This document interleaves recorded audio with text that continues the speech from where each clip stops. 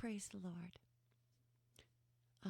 I pray this will be a blessing to everyone listening.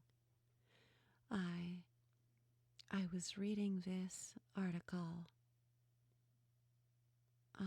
written by Thomas A. Robinson of the University of Lethbridge, entitled Doing Double Duty, David Reed as Apologist and Critic of Oneness Pentecostalism.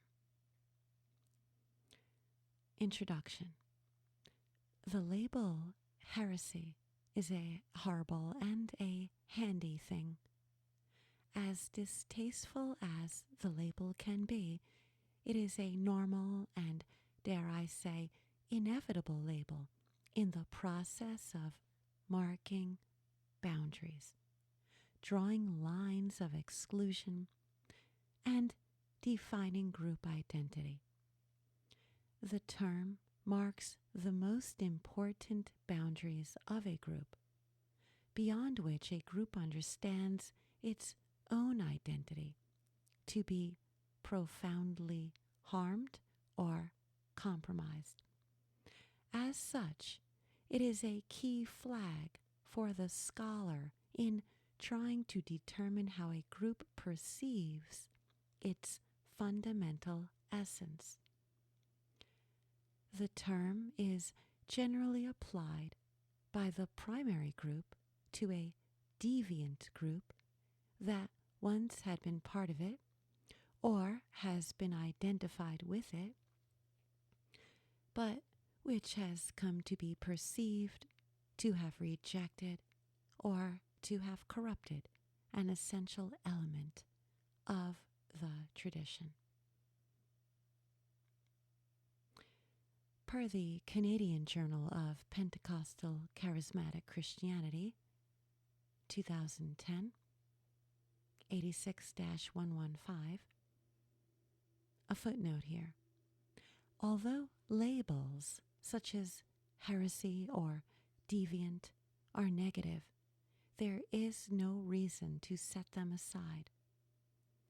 All groups, religious or not, have boundaries.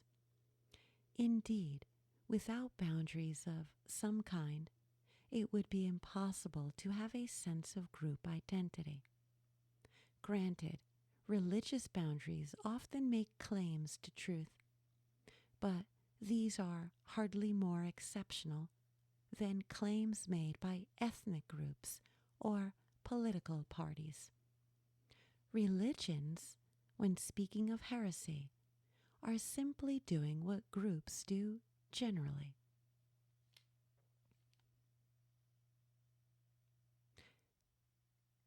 To the outsider, the label merely identifies boundaries and group consciousness. To the insider, the label provokes a no-holds-barred fight over truth.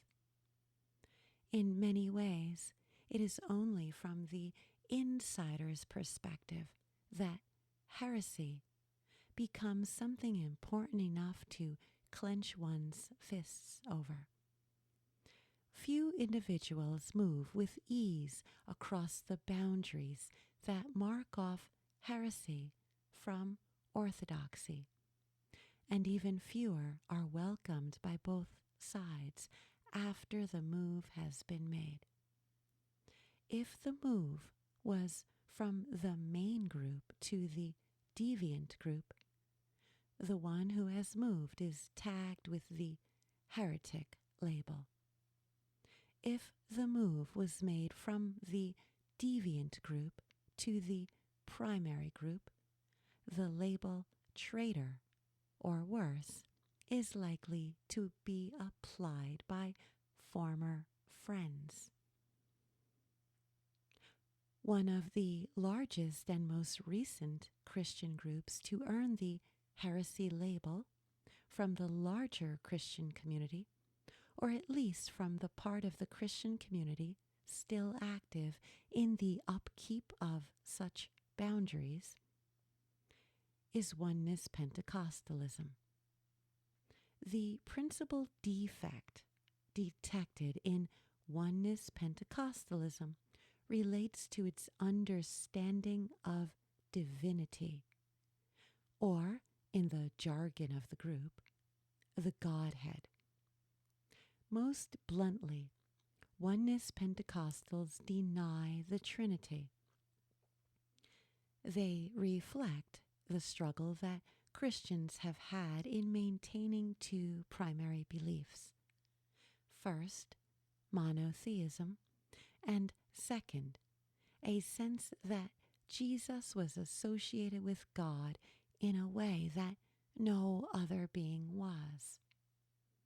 Oneness Pentecostalism, in many ways, is a rebirth of Sabellianism, an early debate that most Christians thought was settled long ago, though direct roots would be difficult, if not impossible, to establish.